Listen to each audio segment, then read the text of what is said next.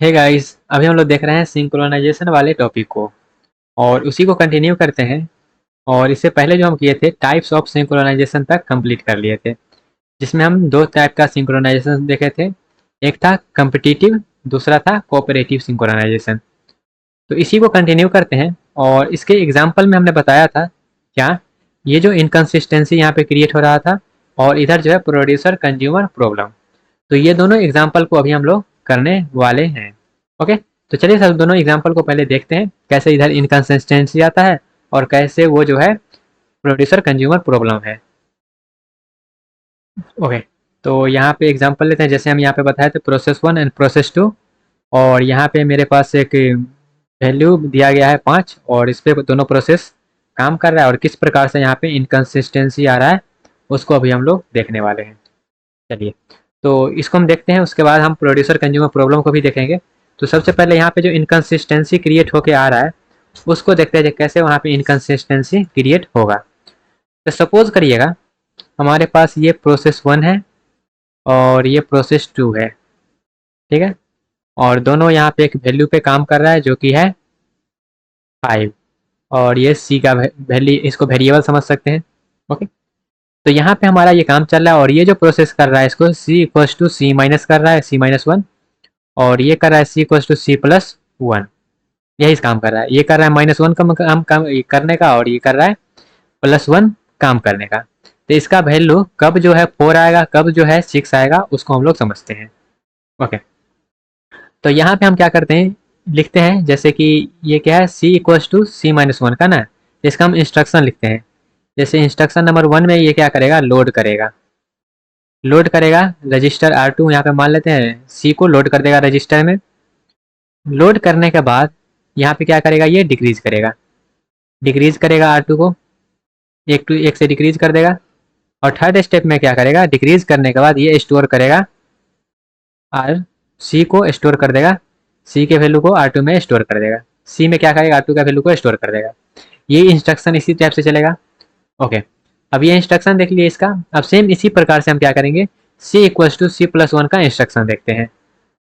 Okay, तो सी equals to C plus 1 का। Okay, तो सेम इंस्ट्रक्शन लिखते हैं इधर। क्या है, पहला स्टेप में क्या करेगा, लोड करेगा R1, मान लेते हैं R1 में यहाँ पे सी को लोड कर देगा। उसके बाद सेकेंड में क्या करेगा, ये इंक्रीज कर देगा, किसको, R1 को इंक्रीज करेगा। थर्ड में क्या करेगा, स्टोर कर देगा सी में R1 के वैल्यू को। तो इस टाइप से हमारा दोनों इंस्ट्रक्शन काम करेगा। अब ये इंस्ट्रक्शन जब लिख लिए हैं तो चलिए इस इंस्ट्रक्शन को हम क्या करते हैं, एग्जीक्यूट करवाते हैं। और यहाँ पे ये एजप्शन आपको मान के चलना पड़ेगा, ये यूनिवर्सल एजप्शन है कि हमारा जो भी प्रोसेस है वो एग्जीक्यूट कर रहा है यूजर मोड में, वो कभी भी प्रीएम्पशन कर सकता है, कभी वो प्रीएम्प्ट कर सकता है, मतलब सीपीयू को छोड़ सकता है। ओके, ये यूनिवर्सल एजप्शन है। तो उस एजप्शन को यहाँ पे हम लिख देते हैं, यूनिवर्सल एजप्शन। तो यूनिवर्सल एजप्शन क्या है, any process that execute in user mode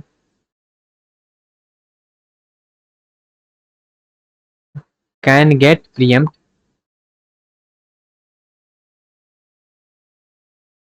after any instruction. कोई भी इंस्ट्रक्शन के बाद क्या है, वो प्रीएम्पशन हो सकता है। जरूरी नहीं है सब एग्जीक्यूट करेगा ही, कोई भी इंस्ट्रक्शन के बाद वो प्रीएम्पशन कर सकता है। ओके, अब इतना अच्छे समझ में आ गया। तो चलिए अब हम एग्जीक्यूट करते हैं इंस्ट्रक्शन को। सिनेरियो हमारा क्या होगा, प्रोसेस 1 और प्रोसेस 2 दोनों क्या है, रेडी क्यू में आ चुका है। इस टाइप का हमारा सिनेरियो होगा। तो सिनेरियो बना लेते हैं, ये हमारा रेडी क्यू है और रेडी क्यू में जो है प्रोसेस 1 और प्रोसेस 2 दोनों आ चुका है। ओके, और प्रोसेस 1 और प्रोसेस 2 दोनों जब आ चुका है तो हमारा वेरिएबल क्या है, हमारा वेरिएबल है सी। हमारा जो वेरिएबल है वो है सी। सी वैल्यू पे दोनों क्या कर रहा है, प्रोसेस काम कर रहा है, तो इसका हम नाम दे देते हैं सी।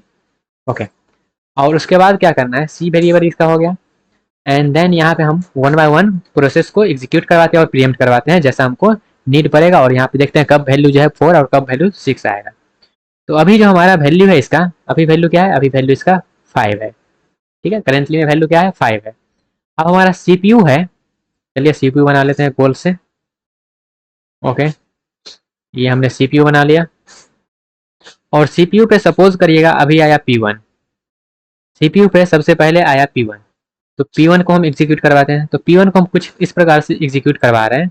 ये P1 है, तो यहाँ पे हम मान के चल रहे हैं ये इंस्ट्रक्शन 1 को एग्जीक्यूट किया, फिर इंस्ट्रक्शन 2 को एग्जीक्यूट किया। ठीक है, तो इंस्ट्रक्शन 1 को जब एग्जीक्यूट किया तो R1 में लोड कर दिया, तो क्या होगा इसे R1 में, R1 इक्वल टू कर दिया 5। ठीक है, लोड कर दिया। उसके बाद इंस्ट्रक्शन 2 जब चला तो क्या किया, R1 के वैल्यू को, R1 के वैल्यू को 1 से इंक्रीज करके कर दिया 6। ठीक है, R1 के वैल्यू को इंक्रीज करके कर दिया 6। इतना चीज क्लियर हुआ। उसके बाद क्या किया, उसके बाद प्रीएम्प्शन कर दिया, उसके बाद प्रीएम्प्ट कर दिया। वैल्यू अभी सेव नहीं किया है, सी का वैल्यू अभी 5 ही है, प्रीएम्प्ट कर गया। ठीक है, ये हमारा प्रोसेस 1 काम किया। क्योंकि यूजर मोड में चल रहा है तो कोई भी कभी भी प्रीएम्प्शन कर सकता है, कोई वैसा रूल नहीं है जो नहीं कर सकता है, कभी भी वो प्रीएम्प्शन कर सकता है, तो उसको हम प्रीएम्प्ट करवा दिए। सेम उसी तरीका से अब हम करते हैं प्रोसेस P2 के लिए। ओके, तो सपोज करिएगा प्रोसेस P2 जो है वो हमारा I1 इंस्ट्रक्शन को एग्जीक्यूट किया, तो I1 एग्जीक्यूट किया तो क्या हुआ, R2 में जो है वो कितना स्टोर हो जाएगा। अभी C का वैल्यू क्या है, C का वैल्यू 5 ही है अभी, तो C का वैल्यू 5 स्टोर हो गया। उसके बाद इंस्ट्रक्शन 2 चल गया, तो इंस्ट्रक्शन 2 चल गया तो 2 इंस्ट्रक्शन क्या कर रहा है, डिक्रीज कर रहा है R2 को, डिक्रीज कर रहा है तो क्या हो जाएगा, ये 4 हो जाएगा, 1 से डिक्रीज कर दिया। उसके बाद इंस्ट्रक्शन 3 चला, तो इंस्ट्रक्शन 3 क्या करेगा, C इक्वल टू कर देगा R2, तो C इक्वल टू R2 कर दिया तो C के वैल्यू क्या हो जाएगा, C का वैल्यू हो गया 4। C का वैल्यू क्या हो गया, 4 हो गया, क्योंकि यहाँ पे R2 में भी क्या है 4, तो 4 यहाँ पे स्टोर हो गया। ठीक है, 4 हमें स्टोर कर दिए, तो C का वैल्यू अभी क्या है, C का वैल्यू हमको 4 मिल रहा है। और उसके बाद अगर हम मान लेते हैं करना चाहेंगे P1 में, उसके बाद हम करेंगे इंस्ट्रक्शन 3 को चलाएंगे, क्योंकि अभी 2 ही इंस्ट्रक्शन चला था, I1 और I2। अब यहाँ पे हम क्या किए, तीसरा इंस्ट्रक्शन चलाए। जब तीसरा इंस्ट्रक्शन चलाए तो C का वैल्यू क्या हो जाएगा, C का वैल्यू हो जाएगा 6, क्योंकि क्या कर रहा है C में C इक्वल टू R1 करना है, तो इसका मतलब क्या हो गया वैल्यू 6, तो 4 से क्या कर दिया 6, तो कभी वैल्यू 4 हो रहा है, कभी वैल्यू हमारा 6 हो रहा है। तो ये सिनारी हो रहा है जब हम इस तरीका से चलाए तो वैल्यू मेरा क्या हो गया, वैल्यू मेरा 6 हो गया C2 का। सेम इसी तरीका से अगर हम दूसरा तरीका से वैल्यू को चलाएं तो वैल्यू क्या आएगा, ये तो हमारा स्पेशल केस हो गया ना, जब पहले हम P1 को चलाएं फिर P2 को, पहले P1 को चलाएं फिर P2 को चलाएं फिर हम P1 को चलाएं, इस तरीका से हम वैल्यू को चलाए हैं। तो इस तरीका से मेरा क्या हो रहा है, वैल्यू आ रहा है 6। अब सेम सिनारियो लेते हैं और अब हम दूसरा तरीका से चलाते हैं। ओके, सेम सिनारियो लेते हैं दूसरा तरीका से चलाते हैं, तो यहाँ पे दूसरा कलर कौन सा ले ले, व्हाइट ले लेते हैं। और दूसरा, ये तो हो गया पहला हमारा, फर्स्ट यहाँ पे लिख देते हैं। दूसरा हम यहाँ पे कर रहे हैं, ठीक है, दूसरा हम यहाँ पे कर रहे हैं। दूसरा यहाँ पे मान के चलेगा पहले हम P1 चला रहे हैं, और P1 में हम पहला इंस्ट्रक्शन चलाएं, दूसरा इंस्ट्रक्शन चलाएं, तीसरा इंस्ट्रक्शन चलाएं, तीनों इंस्ट्रक्शन हम एक साथ चला दिए। तो तीनों इंस्ट्रक्शन एक साथ चला दिए तो यहाँ पे C का वैल्यू क्या हो जाएगा, C का वैल्यू 1 से बढ़ जाएगा, तो 1 से बढ़ जाएगा तो वैल्यू हो गया क्या, अभी 5 है तो हो गया 6। ओके, वैल्यू 1 से बढ़ गया। उसके बाद क्या करेंगे हम, ये तो हो गया। उसके बाद 1 से वैल्यू हम क्या करेंगे, फिर से P2 पे आएंगे, और P2 में हम क्या करेंगे, पहला इंस्ट्रक्शन, दूसरा इंस्ट्रक्शन और तीसरा इंस्ट्रक्शन तीनों चला देंगे। तो यहाँ पे C का वैल्यू क्या हो जाएगा, C का वैल्यू यहाँ पे हमारा 5 है, तो 1 से घट के क्या हो जाएगा, यहाँ पे 6 है तो 6 से 1 से घट के क्या हो जाएगा 5 हो जाएगा। तो यहाँ जो वैल्यू है C का हमारा फाइनल वैल्यू जो है वो 5 आ जाएगा। तो ये दूसरा केस हुआ। इसी तरीके से हम तीसरा केस में चलाएंगे, तो वहां पे हम क्या करेंगे, इसको पहले चला देंगे, प्रीएम्प्ट करवा देंगे, उसके बाद उसको बाद में चला लेंगे। ठीक है, जैसे यहाँ पे हम क्या करेंगे, सबसे पहले देखिएगा, ये दूसरा केस हो गया। तीसरा केस में हम क्या करेंगे, तीसरा केस में हमारा P2 को पहले चला देंगे। तो P2 को पहले चला देंगे तो क्या हो जाएगा वैल्यू इसका, P2 को 2 स्टेप पे चला देंगे तो क्या हो जाएगा, वैल्यू 1 से घट जाएगा, मतलब 4 हो गया। ठीक है, उसके बाद क्या करेंगे हम, ये जो है P1 को पूरा चला देंगे। उसके बाद P2 को जब हम क्या करेंगे, अपडेट करेंगे, तो फिर से वहां जो वैल्यू हमारा आएगा वो आएगा 4। तो कभी वैल्यू 6 आ रहा है, कभी 5 आ रहा है, कभी 4 आ रहा है। ठीक है, तो एक केस जब हमारा दोनों बिना प्रीएम्पशन के चलेगा तो वैल्यू 5 आएगा, लेकिन जब प्रीएम्पशन के साथ चलेगा तो वैल्यू 4 या 5 दोनों पॉसिबल है, जो यहाँ पे हम ऑलरेडी बात कर चुके हैं। तो इसी को क्या करिएगा, रिवर्स ऑर्डर में करिएगा ना, तो वहाँ पे जो होगा प्रीएम्पशन 2 बार होगा। ठीक है, तो वहाँ पे जो वैल्यू आएगा वो आएगा 4। तो ये आपको समझ में आया, ये जो हम यहाँ पे बताए हैं इनकन्सिस्टेंसी जो क्रिएट हो रहा है, वो चीज़ कैसे इनकन्सिस्टेंसी क्रिएट हो रहा है, तो यहाँ पे लिख देते हैं, यहाँ पे क्या हो रहा है, इनकन्सिस्टेंसी क्रिएट हो रहा है। यहाँ पे इनकन्सिस्टेंसी क्रिएट हो रहा है। इनकन्सिस्टेंसी क्या है, कभी वैल्यू 4 आ जा रहा है, कभी वैल्यू 6 आ जा रहा है प्रीएम्पशन की वजह से। तो ये था हमारा कम्पिटेटिव में हमारा क्या होता है, इनकन्सिस्टेंस रिजल्ट आता है। अब आते हैं कोऑपरेटिव में। ठीक है, ये तो हमारा हो गया इसका एग्जांपल। अब आते हैं कोऑपरेटिव में। तो कोऑपरेटिव में मेरा क्या है, कोऑपरेटिव में प्रोड्यूसर कंज्यूमर प्रॉब्लम है। तो उसको करते हैं, उससे पहले हम कुछ कुछ नोट पॉइंट लिख देते हैं, कुछ कुछ नोट पॉइंट लिखते हैं। और वो नोट पॉइंट क्या है, lack of synchronization among process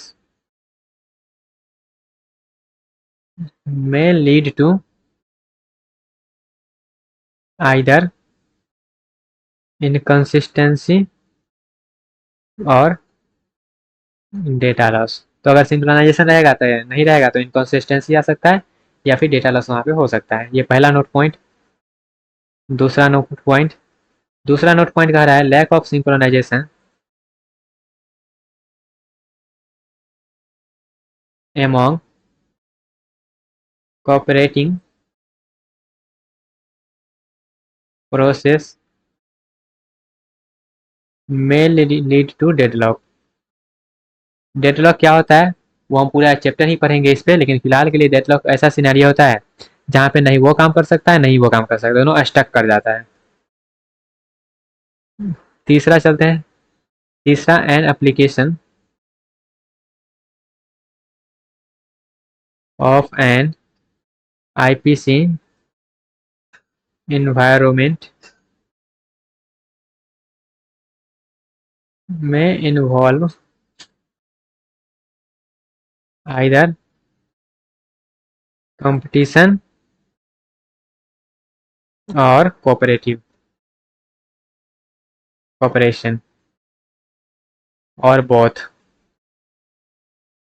ठीक है, तो कोई भी एप्लीकेशन हम जो आईपीसी में डेवलप कर रहे हैं तो वहाँ पे हो सकता है वो कंपटीशन वाले को फॉलो कर रहा है या फिर कोऑपरेटिव वाले को फॉलो कर रहा है, या तो दोनों को फॉलो कर सकता है। ये हमारा हुआ कुछ कुछ नोट पॉइंट। अब इस नोट पॉइंट के बाद हम क्या करते हैं, अब प्रोड्यूसर कंज्यूमर प्रॉब्लम को समझते हैं। इससे पहले इनकन्सिस्टेंसी कैसे आता है वो हम समझ लिए हैं, उसके ऊपर एग्जाम्पल भी देख लिए हैं। अब आ करते हैं थोड़ा सा नेक्स्ट पॉइंट की तरफ, प्रोड्यूसर कंज्यूमर प्रॉब्लम की तरफ। ओके, तो यहाँ पे हेडिंग डाल देते हैं, प्रोड्यूसर कंज्यूमर प्रॉब्लम। ओके, तो इसको ऐसे रहने देते हैं और इसको लाइनिंग खींच देते हैं, प्रोड्यूसर कंज्यूमर प्रॉब्लम। तो एक हमारा होगा वैसे ही, एक होगा प्रोड्यूसर और एक होगा कंज्यूमर, एक प्रोड्यूसर और एक हुआ कंज्यूमर। और यहाँ पे एक डाटा सेट बना लेते हैं, ये डाटा सेट बन गया। और यहाँ पे हम लाइनिंग वगैरह भी खींच देते हैं। ओके, जस्ट लाइक एक बफर बना लेते हैं जहाँ पे दोनों क्या करेगा, काम करेगा। ओके, तो ये मेरा क्या है, बफर है जिसका साइज n मान लेते हैं।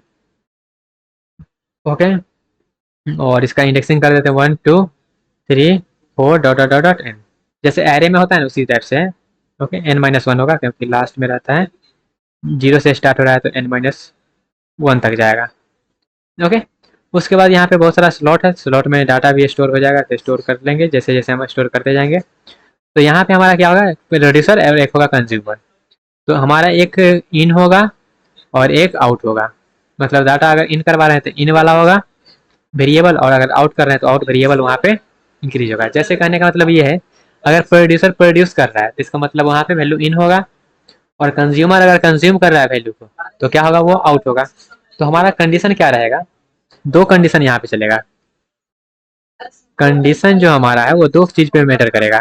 पहला कहेगा अगर फुल बफर हो गया, अगर बफर फुल हो गया तब हमको स्टॉप करना पड़ेगा, तब हमारा जो है प्रोड्यूसर जो है वो स्टॉप करेगा क्योंकि बफर फुल हो गया, रखने का जगह है नहीं। या तो दूसरा होगा जब पूरा क्या हो गया, एम्प्टी बफर हो गया, एम्प्टी बफर।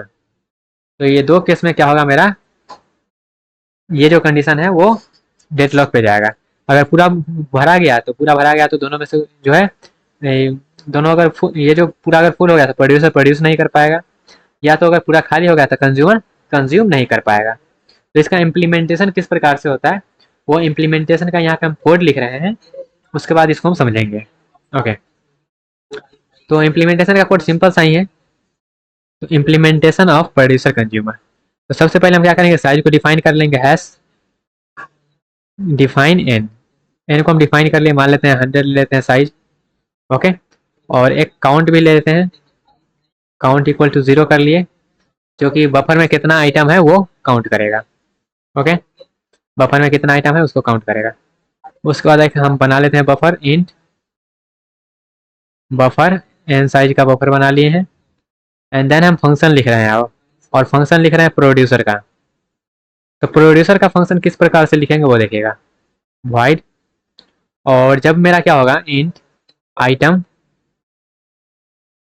और यहाँ पे इन इक्वल्स टू 0, अभी कोई आइटम वहाँ पे आया नहीं बफर में, और यहाँ पे हम कब तक उसमें ऐड कर सकते हैं, कब तक हम आइटम उसमें बफर में ऐड कर सकते हैं, जब तक, अब यहाँ पे देखिए कंडीशन लगा रहा है, पहला यहाँ पे इंस्ट्रक्शन लिख रहा है क्या, item equal to produce item, item जो प्रोड्यूस किया है उसको हम क्या करेंगे, आइटम में डाल देंगे। ओके, आइटम में डाल दिया, उसके बाद क्या करेंगे, वाइल हम चेक करेंगे, वाइल मेरा काउंट इक्वल्स टू अगर n के बराबर है, अगर ये कंडीशन ट्रू है, अगर वो n के बराबर हो गया, तो हम n के बराबर हो गया तो उसमें अब नहीं रख सकते हैं क्योंकि वो ऑलरेडी भर चुका है। तो यहीं पे क्या करेंगे, हम इसको कोई इंस्ट्रक्शन नहीं लिखेंगे, यहीं पे हम लूप में इसको फंसा देंगे। लेकिन मान लेते हैं अभी काउंट जो है n के बराबर नहीं हुआ, इसका मतलब अभी बफर खाली है, बफर खाली है तो क्या करेंगे, बफर में हम स्टोर कर देंगे। तो यहाँ पे लिखेंगे बफर, और यहाँ पे एक इन मेरा इंडेक्सिंग है, उसको क्या करेंगे, उसमें हम उस जगह पे रख देंगे आइटम को, और इनको क्या करेंगे, 1 से बढ़ा देंगे, इन प्लस 1 मॉड्यूलो लेंगे एन से, जिससे आगे वो बढ़ जाएगा। उसके बाद क्या करेंगे, काउंट को भी हम 1 से बढ़ा देंगे, count equals to count plus 1। तो इस तरीका से मेरा क्या होगा, इस तरीका से हमारा प्रोड्यूसर का कोड जो है वो इम्प्लीमेंट होगा। ओके, आसान सा ही है, ज़्यादा कोई टफ है नहीं, ज़्यादा कोई टफ है नहीं गाइस। ओके, इसको थोड़ा सा क्या करते हैं, छोटा करने का कोशिश करते हैं। ओके, अब हो गया छोटा, इसको इधर रख देते हैं। ओके, तो यहाँ पे हम क्या किए हैं वो समझेंगे, लेकिन पहले आप यहाँ पे प्रोड्यूसर का लिख लेते हैं। आप तो प्रोड्यूसर का लिख लेते हैं, प्रोड्यूसर का लिख दिया ना, कंज्यूमर लिख का लिखते हैं, वाइड कंज्यूमर, कंज्यूमर कंज्यूम करेगा, करवाते हैं कंज्यूम इंट आइटम सी, और यहाँ पे रहेगा आउट इक्वल्स टू 0। उसके बाद यहाँ पर भी हम चेक करेंगे वाइल 1, कंडीशन ट्रू रहेगा, और उसके बाद इसके अंदर में आते हैं, यहाँ पे A B C D E, ये 4 स्टेटमेंट लिखे थे, यहाँ पर भी लिखते हैं एक कंडीशन जो है वाइल। सबसे पहले यहाँ पे चेक करेंगे जो उसमें आइटम है कि नहीं जिसको हम कंज्यूम करना चाहते हैं। तो अगर मान लेते हैं काउंट मेरा भी क्या है, काउंट इक्वल्स टू अगर 0 है, तो इसका मतलब वहाँ पे कुछ नहीं है, वहाँ पे कुछ नहीं है, तो इसका मतलब उसको हम लूप में फंसा देंगे, वाइल लूप में फंसा देंगे, आगे बढ़ेंगे ही नहीं। अगर ये कंडीशन फॉल्स हो जाएगा तो आगे बढ़ेगा, तो आगे बढ़ेगा तो हम क्या करेंगे, आइटम सी इक्वल्स टू हम क्या करेंगे, जो भी बफर में अभी पड़ा है, बफर के आउट वाले सेक्शन में, उसको वहां से उठा लेंगे, उठाने के बाद क्या करेंगे, आउट को हम 1 से बढ़ा देंगे, out equals to out plus 1 modulo n, out को 1 से बढ़ा दिए। उसके बाद क्या करेंगे, काउंट को भी हम 1 से क्या करेंगे, डिक्रीज कर देंगे, क्योंकि एक आइटम कंज्यूम हो चुका है, काउंट को 1 से डिक्रीज कर दिए। उसके बाद क्या करेंगे, प्रोसेस प्रोसेस आइटम आइटम सी को कॉल कर देंगे। ठीक है, तो ये हमारा बार बार चलते रहेगा। तो यहाँ पे क्या किए हैं हम सब वो समझिएगा। तो यहाँ पे हम क्या कर रहे हैं, प्रोड्यूसर प्रोड्यूस कर रहा है, तो प्रोड्यूसर कब तक प्रोड्यूस कर सकता है, यहाँ पे ये डाटा सेट बना लेते हैं। ओके, प्रोड्यूसर कब तक प्रोड्यूस कर सकता है, जब तक ये पूरा फुल ना हो जाए। अगर पूरा फुल हो गया तो क्या करेंगे, हम उसी ये जो कंडीशन लगा है इसको हम इसी में घुमाते रहेंगे, हम आगे बढ़ेंगे ही नहीं। ये सेल को या लूप यहाँ पे लगा दिया, उसी लूप में घूमते रहेगा, आगे बढ़ेगा ही नहीं, लूप में उसको फंसा दिए हैं। यहाँ पे इसको बोलते हैं, ये जो किए हैं इसको बोलते हैं बिजी वेटिंग, बिजी वेटिंग। ठीक है, सेम उसी प्रकार से यहाँ पे हम क्या किए हैं, अगर कोई आइटम नहीं है तो आइटम हम कंज्यूम नहीं कर सकते हैं, तो इसको भी क्या किए हैं, लूप में हम घुमा दिए हैं। तो इसको भी बोलते हैं क्या, इसको भी बोलते हैं बिजी वेटिंग, मतलब लूप में घुमा देना को ही बोलते हैं बिजी वेटिंग, वहाँ पे बिजी कर दिए हैं लूप को। ओके, अगर मान लेते हैं ये कंडीशन कब फॉल्स होगा, जब जो है ये बफर जो है वो खाली रहेगा। तो बफर जब खाली रहेगा तो ये खाली रहेगा तो कंडीशन ट्रू होगा, कंडीशन ट्रू होगा तो हम क्या करेंगे, वहाँ पे कंज्यूम कर लेंगे और प्रोड्यूस कर देंगे। तो इस तरीका से इसको आप समझ सकते हैं। तो ये जो हमारा है ये है प्रोड्यूसर कंज्यूमर का इम्प्लीमेंटेशन। ओके, आप एग्जांपल लेके इसको समझ सकते हैं। यहाँ पे ये जो है ये n-1 है और ये 0 1 2 3 इस तरीका से ये बढ़ रहा है। ओके, उसके बाद यहाँ पे एक वेरिएबल इन है और एक वेरिएबल आउट है। ये क्या है, ये है बफर। बफर बफर का साइज n है और यहाँ पे जो है ये सर्कुलर क्यू समझ सकते हैं इसको। और यहाँ पे दो वेरिएबल है, एक है इन और एक है आउट। एक है इन और एक है आउट। तो इन क्या करेगा, वो प्रोड्यूसर मेंटेन करेगा, आउट जो है वो कंज्यूमर मेंटेन करेगा। और इन आउट के जरिए वो वैल्यू को रखेगा और वैल्यू को निकालेगा। और एक जो है आइटम, वो आइटम के जरिए क्या करेगा, आइटम के जरिए वहाँ पे चेक करेगा वो फुल है या फिर नहीं है। और काउंट जो कॉमन वेरिएबल है, काउंट क्या है, दोनों में कॉमन है, तो कॉमन है तो काउंट से ही दोनों ट्रैक करेगा जब वैल्यू उसमें है कि नहीं है। ओके, आई होप आपको ये समझ में आया होगा कि किस तरह से हमारा जो है इम्प्लीमेंटेशन करते हैं हम प्रोड्यूसर और कंज्यूमर प्रॉब्लम का। ओके, तो इस प्रोग्राम को आप एग्जीक्यूट करा के एग्जाम्पल वगैरह लेकर कर सकते हैं। ऑलरेडी हम यहाँ पे जो है पीछे डिस्कस कर लिए हैं कैसे वो फुल होगा, कैसे क्या होगा। ओके, तो आई होप आपको समझ में आ गया होगा गाइस। मिलते हैं अपने अगले सेक्शन में जहाँ पे इसको हम थोड़ा सा और आगे बढ़ाएंगे। उसके बाद हमारा जो है वो जो भी इसका इम्प्लीमेंटेशन वाला पार्ट है वो सब हो जाएगा। इसके बाद इसके नेक्स्ट वाला जो पार्ट होगा वो थोड़ा सा इंपॉर्टेंट होगा, क्योंकि उसमें हम जो भी थोड़ा सा थ्योरी वाला है वो कवर करेंगे और वो बेस होगा आगे मूव ऑन करने के लिए हमको। ओके, तो मिलते हैं गाइस अपने अगले सेक्शन में जहाँ पे हम करने वाले हैं अपने इंपॉर्टेंट पार्ट, जहाँ पे हम लोग देखेंगे क्या क्या नेसेसरी कंडीशन है सिंक्रोनाइजेशन प्रॉब्लम के लिए। क्रिटिकल सेक्शन को देखेंगे वहाँ पे हम। उसके बाद रेस कंडीशन क्या होता है, प्रीएम्पशन कब होता है, और उसके बाद हमने रिक्वायरमेंट देखेंगे क्रिटिकल सेक्शन का, mutual exclusion, progress, boundary waiting. ये सब चीज़ को हम नेक्स्ट में देखने वाले हैं, जो कि काफ़ी इंपॉर्टेंट होने वाला है सिंक्रोनाइजेशन वाले चैप्टर के लिए। ओके, तो इससे नेक्स्ट वाला पार्ट को देख के ही आप आगे बढ़ेंगे। ओके, तो मिलते हैं गाइस अपने अगले सेक्शन में जहाँ पे हम लोग ये सब चीज़ों को करने वाले हैं कंटिन्यू।